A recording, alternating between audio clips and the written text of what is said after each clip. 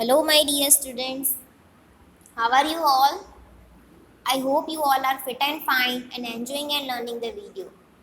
Today we are going with Hindi subject in 5th standard. Previous video में हमने chapter number 1 राख की रस्सी स्टोरी देखी थी, है ना स्टूडेंट्स। उसमें जो तिब्बत का मंत्री था लॉन्पोगार, उसका बेटा बहुत ही भोला बताया जाता है ना।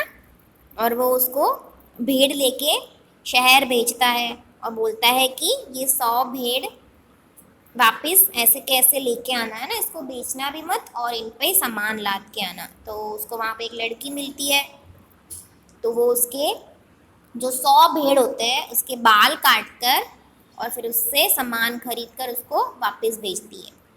फिर जो मंत्री होता है, मतलब कि जो उनका पापा होते हैं, वो उनको दोबारा वही 100 भेड़ लेके शहर भेजते हैं और बोलते हैं कि बाल मत काटना और सामान लेके आना, है ना। तो वो लड़की फिर उसको मिलती है वहीं पे ही, तो वो तरीका आजमाती है कि भेड़ों के सींग काट के बेचती है और फिर जौ के 100 बोरे खरीद के और उन भेड़ों पे लाद के बेच देती है ना। यहाँ तक हमने देखा था। फिर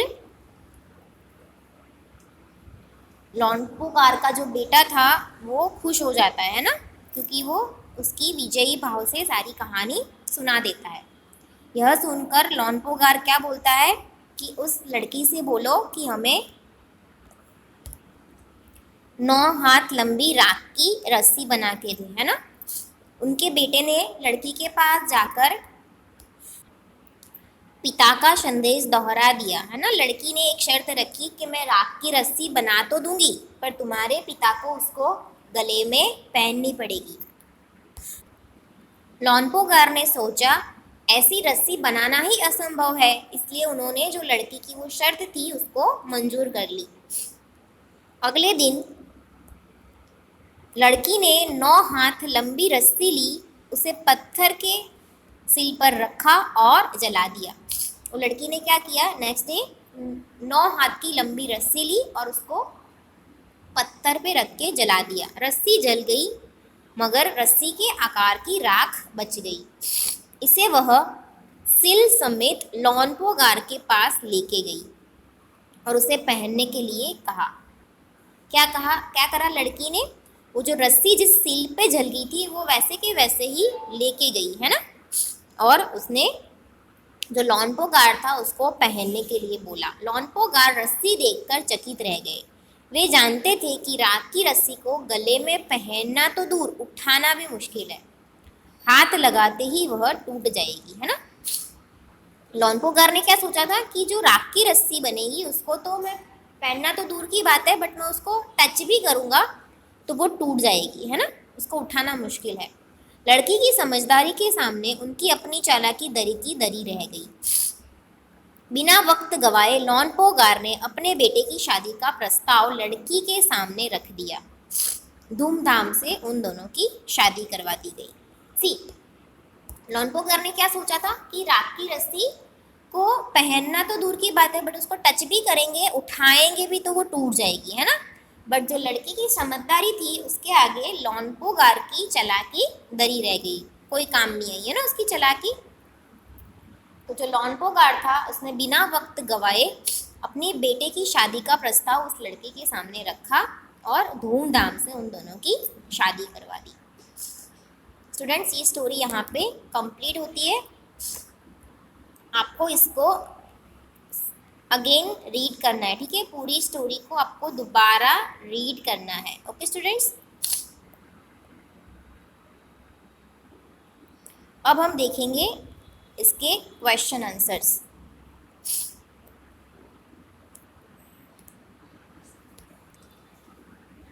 फर्स्ट क्वेश्चन इज, तिब्बत के मंत्री अपने बेटे के भोलेपन से चिंतित रहते थे। तुम्हारे विचार से वह किन किन बातों के बारे में सोचकर परेशान होते थे। सी, जो तिब्बत के मंत्री थे लॉन्पोगार, वो बहुत ही चिंतित रहते थे अपने बेटे को लेकर, है ना, क्योंकि वो बहुत ही भोला था। तो आपके विचार से वो किन किन बातों से परेशान रहते होंगे, वो हमें यहाँ पे आंसर करना है, ठीक है। तो आप लिखोगे हमारे विचार से वे सोचते होंगे कि उनका बेटा आगे चलकर अपना खर्चा कैसे चलाएगा और अपना जीवन यापन किस तरह करेगा, ठीक है। इट मीन्स कि उनका जो बेटा है वो इतना भोला है कि वो अपना खर्चा पानी कैसे चलाएगा, कैसे अपना जीवन गुजारेगा, है ना। नेक्स्ट क्वेश्चन, तुम तिब्बत के मंत्री की जगह होते तो क्या उपाय करते। अगर आप लॉन्पोगार की जगह होते तो आप क्या उपाय निकालते उसके बेटे के लिए, वो आपको यहाँ पे आंसर करना है। मैं तिब्बत की मंत्री की जगह होते तो अपने बेटे को प्यार से समझाती, है ना। नेक्स्ट क्वेश्चन, शहर की तरफ। मंत्री ने अपने बेटे को शहर की तरफ रवाना किया। जो मंत्री था लॉन्पोगार, उसने अपने बेटे को 100 भेड़ लेके शहर की तरफ भेजा था, रवाना किया था। उसके रिलेटेड क्वेश्चन आंसर है, मंत्री ने अपने बेटे को शहर क्यों भेजा।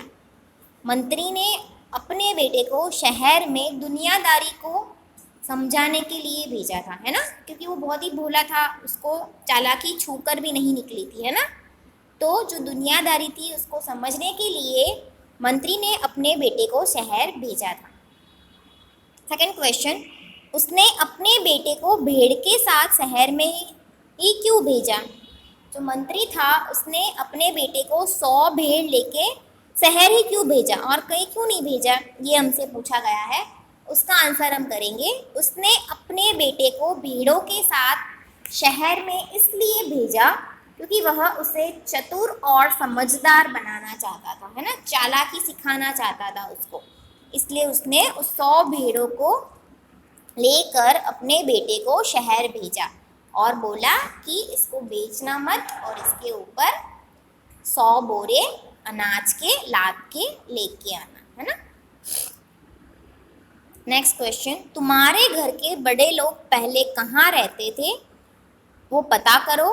कुछ तो आज पड़ोस में किसी ऐसे व्यक्ति के बारे में पता करो जो किसी दूसरी जगह जाकर बस गया हो। तो उनसे बातचीत करो, रोज जानने की कोशिश करो कि क्या अपने निर्णय से वो खुश है और क्यों। एक पुरुष, एक महिला और एक बच्चे से बात करो, यही भी पूछो कि उन्होंने वह जगह क्यों छोड़ी। इस क्वेश्चन में आपको बताया जा रहा है कि आपके बड़े लोग पहले कहाँ रहते थे, वो घर में से आपको पता करना है, ठीक है। हो सकता है ना कि दादा दादी पहले गांव में रहते हो और बाद में यहाँ आके बस गए हो, है ना, या तो मम्मी पापा भी पहले कहीं और रहते हो, बाद में यहाँ पे आके रह रहे हो, तो ये आपको पता करना है ना। और कुछ आपके जो नेबर्स हैं उनसे भी पता लगाना है कि वो अभी कहाँ, अभी यहाँ पे रहते हैं तो पहले कहाँ रहते थे, या तो ये जगह छोड़कर कहीं और जगह रहने चले गए हो। ऐसा होता है ना कि हमारे नेबर्स कहीं और रहने चले गए हो, या तो कोई गांव रहने चला गया, या तो कोई शहर में और जगह रहने चले गए हो, है ना। तो ये बातें आपको पता करनी है। और एक जेंट्स, एक लेडीज़ और एक किड, मतलब कि 3 लोगों से आपसे बातचीत करनी है, ठीक है। और ये पता करना है कि उन्होंने ये जगह क्यों छोड़ दी, ठीक है। नेक्स्ट क्वेश्चन, जौ एक तरह का अनाज है जिसे कई तरह से इस्तेमाल किया जाता है। इसकी रोटी भी बनाई जाती है, सत्तू बनाया जाता है और सूखा भूनकर भी खाया जाता है। स्टूडेंट्स, अपने जौ देखे, जिसको शायद गुजराती में जौ भी बोलते हैं ना, तो उसको बहुत सारी तरीके से यूज़ किया जाता है। उसकी रोटी बनती है जौ की, जौ का सत्तू भी बनता है। सत्तू एक ऐसा पाउडर है बेसन के जैसा, जिसको आप पराठे में भी स्टफिंग बना के फील कर सकते हो और जिसको आप पानी में भी मिला के पी सकते हो। वो बहुत ही एनर्जेटिक फूड है ना सत्तू, जो जौ का बनता है। बेसन जैसा पाउडर होता है, जैसे चने का लोट होता है ना बेसन, वैसे ही सत्तू का भी पाउडर होता है। वो बहुत ही एनर्जेटिक फूड है, उसको खाया जाता है। और ये जो जौ है उसको सूखा भूनकर भी खाया जाता है। भूनकर मीन्स की सेक कर, है ना। अपने घर में और अपने स्कूल में बातचीत करके कुछ और अनाज के नाम पता करो। स्टूडेंट्स यहाँ पे आपको अनाज के नाम लिखने हैं, ठीक है। ग्रेन्स के नाम आपको लिखने हैं यहाँ पे। आपके घर में बातचीत करो और उसका यहाँ पे लिस्ट डाउन करो। जैसे कि गेहूं है, बाजरा है, चना है, ये सब ग्रेन्स कहलाते हैं। तो आपको उसको यहाँ पे लिस्ट डाउन करना है। Okay, next question. गेहूं और जो अनाज होते हैं ये शब्द संज्ञा है। इट मीन्स कि ये वर्ड वाली जो संज्ञा है। गेहूं और जो अलग अलग किस्म के अनाज है, नाम है, इसीलिए दोनों व्यक्तिवाचक संज्ञा भी है। और जो अनाज है वो जातिवाचक संज्ञा। अनाज मीन्स सारे अनाज, गेहूं, चना, है ना, मक्का, सोयाबीन, ये सारे जातिवाचक में आ जाएगा। अनाज जो वर्ड है वो जातिवाचक संज्ञा है, बट इसके पर्टिकुलर जो नाम है वो संज्ञावाचक में आएंगे, ठीक है। तो हमें क्या करना है, इसी प्रकार जो हमारे पाठ्य पुस्तक का नाम है रिम झिम, वो व्यक्तिवाचक संज्ञा है ना। एक पर्टिकुलर जो एक पर्सन का नेम होता है वैसे। जैसे कि गर्ल्स, तो जो गर्ल्स है वो जातिवाचक संज्ञा है ना, पूरा जेंडर है गर्ल्स। बट किसी का पर्टिकुलर जैसे कि नाम है रिया, सिया, कुछ भी, तो वो क्या हो गया, वो व्यक्तिवाचक हो गया। पर्टिकुलर कोई वन पर्सन का वो नेम हो गया, है ना, उसको बोलते हैं व्यक्तिवाचक संज्ञा। और जो पाठ्य पुस्तक है, मतलब कि जो मैंने आपको गर्ल्स का एग्जाम्पल दिया, वो हो गया जेंडर, मतलब कि जातिवाचक संज्ञा, है ना। ऐसे ही नीचे दी गई संज्ञाओं का वर्गीकरण इन दो प्रकार की संज्ञाओं में करो। लेह धातु शेरवानी, भोजन तांबा, खिचड़ी, शहर, वेशभूषा। इतने आपको जो संज्ञाएं दी गई है उसका आपको व्यक्तिवाचक संज्ञा और जातिवाचक संज्ञा में डिवाइड करना है। ओके, तो जो ले है वो एक,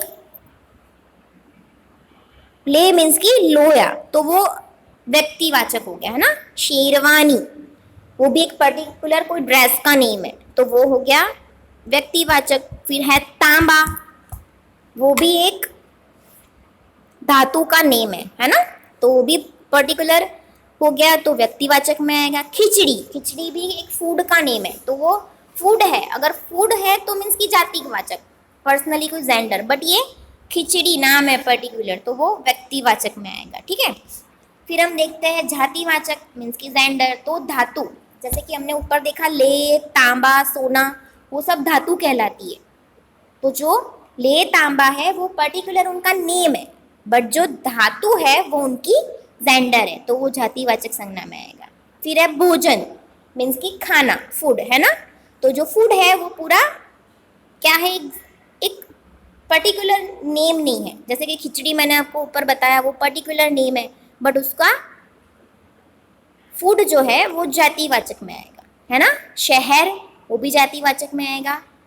वेशभूषा वो भी जातिवाचक संज्ञा में आएगा, है ना। ऊपर लिखी हर जातिवाचक संज्ञा के लिए तीन तीन व्यक्तिवाचक संज्ञाएं खुद ढूंढकर लिखिए। आपको आपने जो ऊपर जातिवाचक संज्ञाओं का डिवीजन किया, धातु, भोजन, शहर और वेशभूषा, उसके हमें व्यक्तिवाचक संज्ञा के एग्जाम्पल देने हैं, ठीक है। सबसे पहले हम धातु का देंगे एग्जाम्पल। ले और तांबा तो आपने ऊपर देखा। अब हम लिखेंगे सोना, दाल, चावल, है ना। दाल चावल जो है वो ग्रेन्स है, बट हमें उसका अगर पर्टिकुलर व्यक्तिवाचक संज्ञा में एग्जाम्पल देना है तो हम लिखेंगे दाल एंड चावल। ओके, नेक्स्ट है भोजन, तो उसमें भी हम लिखेंगे रोटी, दाल, चावल, कुछ भी आप लिख सकते हो, ठीक है। खाने का कोई भी फूड आइटम जो पर्टिकुलर एक व्यक्तिवाचक संज्ञा का एग्जाम्पल हो, ठीक है। जो भोजन है वो जातिवाचक संज्ञा का एग्जाम्पल है। नेक्स्ट है शहर, दिल्ली, मुंबई, कलकत्ता, अहमदाबाद, कोई भी सिटी का आप नेम यहाँ पे लिख सकते हो, ठीक है। फिर है वेशभूषा, इट मीन्स कि कपड़े, कपड़े जो है वो जातिवाचक संज्ञा में आएगा, एक जेंडर टाइप है ना। और उसकी व्यक्तिवाचक संज्ञा अगर हम एग्जांपल दे तो धोती है, साड़ी है, सलवार कमीज है ना, शर्ट है। कमीज मीन्स की शर्ट होता है ना। तो आप कोई भी एग्जाम्पल वेशभूषा में कपड़ों के रिलेटेड एग्जाम्पल दे सकते हो। ओके, क्लियर हुआ स्टूडेंट्स? जातिवाचक संज्ञा और व्यक्तिवाचक संज्ञा, ठीक है। जो जातिवाचक संज्ञा होती है वो एक पर्टिकुलर को जेंडर के रिलेटेड होती है, और जो व्यक्तिवाचक संज्ञा होती है वो पर्टिकुलर किसी का नेम या तो एग्जाम्पल होता है। ओके स्टूडेंट्स, आज का आपका होमवर्क है कि आपको पूरी स्टोरी सेकेंड टाइम पूरी रीड करनी है, और उसके ये जो क्वेश्चन आंसर मैंने आज करवाए वो आपको अपनी नोटबुक में गुड हैंडराइटिंग में लिखने हैं, और टेक्स्ट बुक में भी फिल अप करना है। Okay students, stay home, stay safe, have a nice day. Thank you.